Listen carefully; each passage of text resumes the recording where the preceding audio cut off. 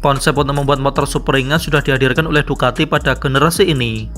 Ya wajar sob, Superleggera sendiri dalam bahasa Italia memiliki makna sebagai super ringan sesuai konsep awal dari Ducati yang ingin membuat motor sport paling powerful tapi juga memiliki bobot paling ringan, maka dibuatlah Panigale 1299 Superleggera ini. Motor ini pertama kali diperkenalkan dalam pameran EICMA di Milan pada 2016 lalu dan mulai dipasarkan sejak tahun 2017 dan juga diproduksi sangat terbatas, yakni 500 unit saja di seluruh dunia, yang mana jumlah ini sama dengan jumlah produksi Superleggera V4. Motor ini mengambil basis desain dari Panigale 1299 yang saat itu juga menjadi jagoan Ducati di ajang WSBK. Namun 1299 Superleggera membawa beragam material serba kelas wahid dan ekstra ringan dibandingkan Panigale 1299. Sebut saja pada bagian frame atau rangka, lalu subframe, swing arm, velg, bahkan bodyworknya, semua memakai bahan serat karbon, termasuk baut-baut pada mesinnya juga memakai bahan dari titanium yang terkenal ringan. Tak sampai di situ, suspensi depannya memakai Ohlin FL936 multi-adjustable berukuran 43 mm yang lebih ringan 1,35 kg dari suspensi Ohlin milik Panigale 1299. Sedangkan sok belakangnya menggunakan Ohlin TTX36 dengan as yang terbuat dari titanium. Dengan semua perangkatnya serba mewah tersebut, membuat bobot 1299 Superleggera hanya seberat 156 kg saja bobot kosong, yang bahkan ini 1 kg lebih ringan dari bobot minimal motor di MotoGP. Sementara bobot isinya sendiri dengan oli dan bahan bakar hanya sekitar 167 kg saja. Lantas pada bagian dapur pacunya, menggendong mesin yang juga berbasis dari Panigale 1299, yakni Super Quattro L Twin Cylinder Desmodromic 8 valve berkapasitas 1285 cc. Mesin Super Quattro bisa dibilang merupakan segmen tertinggi dari varian L-Twin-nya Ducati kala itu, di mana memiliki teknologi termutakhir dan material kelas atas yang serba ringan. Mesin tersebut memakai pendingin cairan dengan sistem bahan bakar Mitsubishi Electronic Fuel Injection System, twin injector per silinder, lengkap dengan ride-by-wire elliptical throttle body. Karakter mesinnya overbore dengan ukuran piston segede gaban, yakni berdiameter 11,6 cm dengan panjang stroke di angka 6,8 cm dan memiliki rasio kompresi yang padat di angka 13,2/1. Bagian exhaustnya memakai knalpot racing dengan bahan full titanium.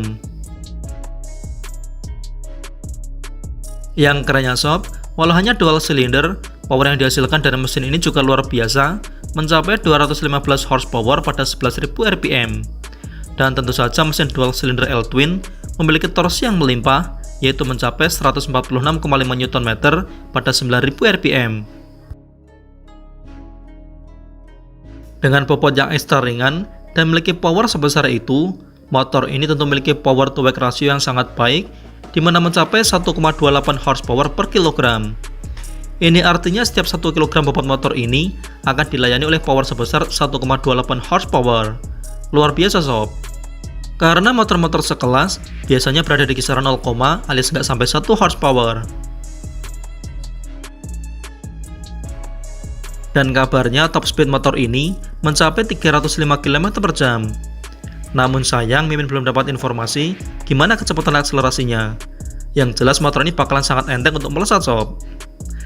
Kecepatan yang diraih tersebut tentu belumlah performa maksimal yang bisa diraih dari motor ini, karena tentu bisa lebih kencang lagi. Hal itu karena tentu RPM-nya dibatasi limiter demi faktor keamanan.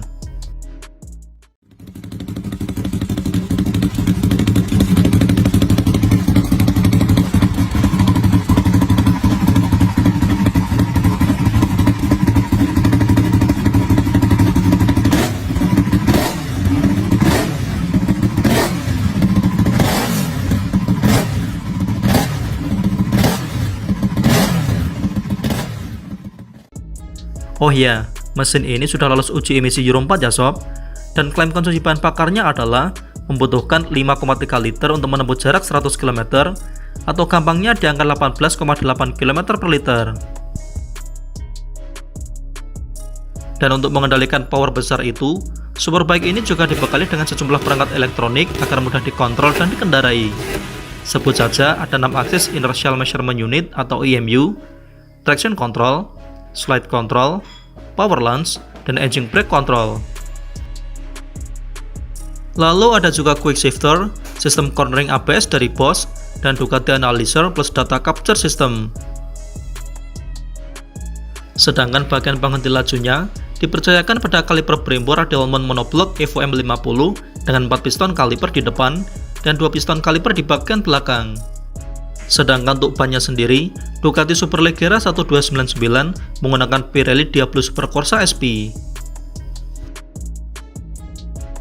Nah, buatnya membeli unit ini, Ducati memberikan garansi selama 2 tahun tanpa adanya batasan jarak tempuh, dan perawatan sendiri dilakukan setiap 12.000 km, serta penyetelan ulang klep dilakukan setiap 24.000 km.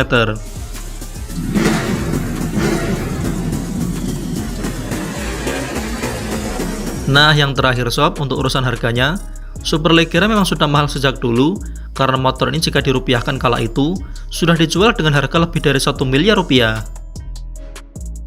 Itu harga di luar sana ya sob, kalau masuk ke Indonesia paling nggak ya 3 kali lipatnya. Meskipun harganya selangit, kamu nggak bisa boncengan pakai motor ini, karena memang dibuat dengan model single seat saja.